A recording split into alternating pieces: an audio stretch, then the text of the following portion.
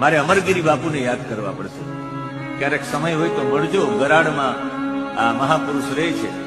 તમે કોઈ વિષયની ચર્ચા એની આગળ કોઈ ચર્ચા કરે, તમે મોંઘી ગાડી હોય વિદેશમાં એની ચર્ચા કરો કે અમેરિકામાં આ પ્રકારની ગાડી છે કે એની સ્પીડ 300 ની હોય, એ તમને સીધી કહી દે.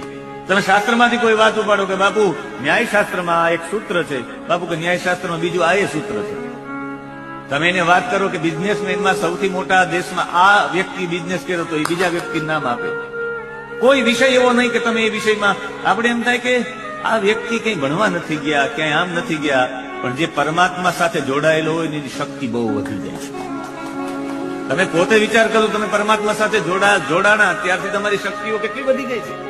તમે જયારે પરમાત્મા સાથે જોડાયેલા ન હતા ત્યારે તમારી શક્તિઓ કેવી હતી, વિચારો તો ખરા. આપણે બધા એવું વિચારતા હોય કે ઓલા ફલાણા વ્યક્તિ તો પરમાત્મા